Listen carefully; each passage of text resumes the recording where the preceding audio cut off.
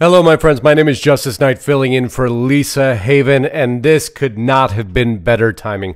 Lisa and I were just discussing information I had been reviewing on the Real ID, and what the final version of this beast will be will send chills up your spine, and you will want to share this with every person you know, because this isn't about jumping on airplanes and getting in government buildings. The plot behind this is so much larger, Orwellian, and a complete and total loss of our freedoms. You cannot fathom the implications of what has happened. It's why I say that it is the final nail in the 9/11 coffin, because that horrible event is what tripped off a series of events that our country can never turn back from. And what inspired so much this thought was an amazing article published on the Reason.com. And again, we leave all links to all these articles, so you can always go in and read the full transcripts, because it's important you do.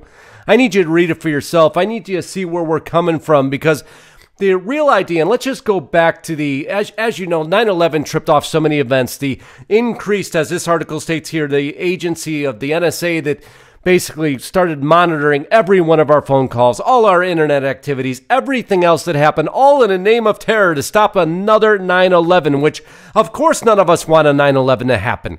That's common sense. But have any of these measures prevented anything? Did all the air marshals on the airplanes actually prevent anything? Or were they simply mechanisms by the globalist cabal to assure that all our freedoms and civil liberties were once and finally stripped away? And I'm going to show you exactly how the Real ID is going to do that, and how it mirrors systems of Russia and China almost to the T.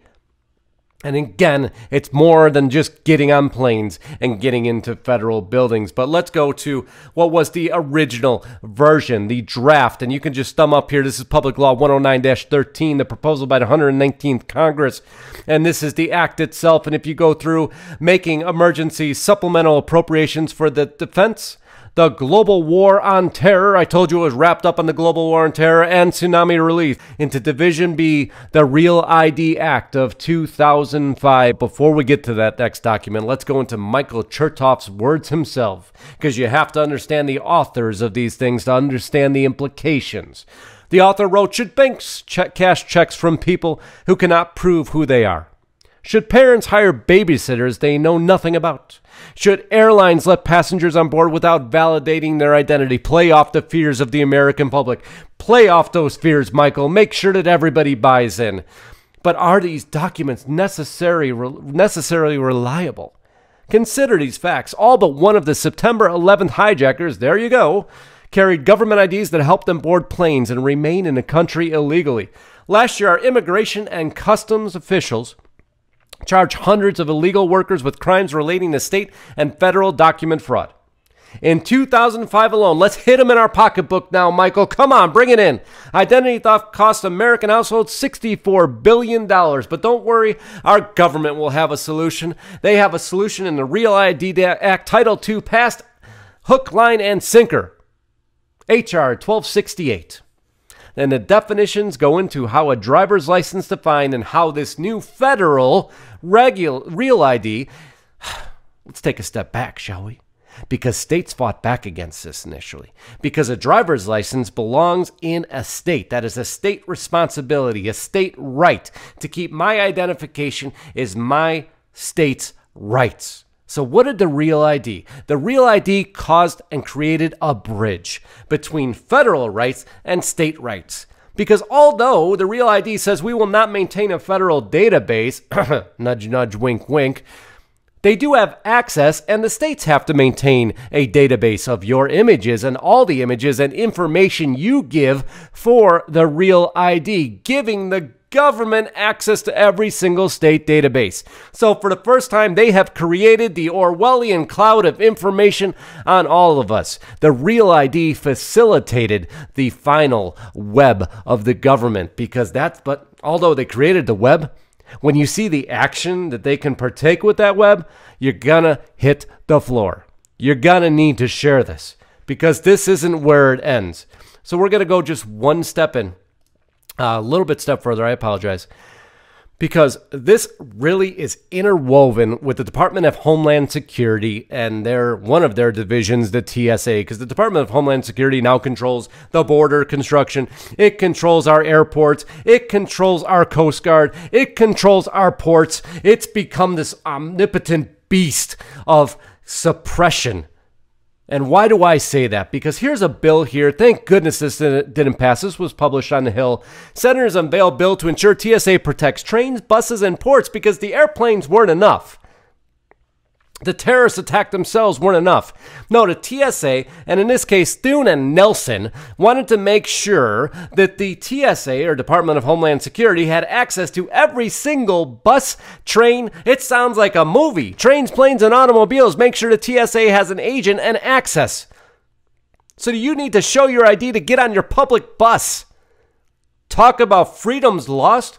They're gone. They would have controlled everything. Well, in some ways they do, because although this didn't pass, if you go on to the TSA's administration website, under surface transportation, oh, this is painful. I hope it's painful for you to listen to, because then I know you understand the implications. They control freight rail security, highway and motor carrier security, mass transit and passenger rail security, maritime security, pipeline security, any way in and out of this country, they control. These are the people trying to get this Real ID implemented so you can board a plane. But then they're just going to flip it right backwards onto trains, planes, and automobiles. Pretty soon you're going to need to show that Real ID for everything you want to access and anywhere you want to go. You want to go take that weekend trip to the national park? Guess what? Controlled by the Department of Homeland Security, right? Oh, is it? Would you have to show an ID to go? Would you have to show an ID to go to the library? Would you have to show an ID to get a prescription? A government-approved Real ID? You think that's far-fetched? Hold on. First, let's start with our trains. Greyhound, Amtrak, and ID demands. Changes in Greyhound business practices jeopardize the already limited options for cross-country travel by people in the United States who do not have or choose not to show government-issued ID credentials. Imagine a domestic abuse victim trying to get away from somebody. I've now proven to you on prior broadcasts, for $300 I can get access to any phone, and I could find where that phone is through a $300 bounty hunter. The FCC's been called to answer on it. So if I can get access to information, we are creating a hacker's dream come true. We are centralizing a database on every U.S. citizen. This is a megalith and a monster, and you wonder why Google and Amazon and Microsoft, well, Google backed out a little bit, but Amazon and Microsoft are trying to build this huge database because they're going to weaponize our data. And what's going to be the gun that fires it? It's going to be the Real ID, because Greyhound here needed an ID to get onto a bus. A bus. Freedom's lost? Let's take an example. Heart-wrenching article published on the New York Times. Passport for life. This is a Russian citizen. What was a documented Russian citizen. As of last Friday, I am an undocumented person in my own country. You ready for this? You need to listen very closely. This is how our future is going to be impacted by a one identification, a one world identification, a globalist cabal identification. Use every term that should be appropriate to the Real ID. I cannot open or close a bank account, receive medical care at a state clinic, buy a cell phone, return a purchase to a store, or enter into a contract, which my job requires me to do several times a day. All of these operations and many more require a valid internal passport, a peculiar document that may be the most significant vestige of the USSR in modern Russian society.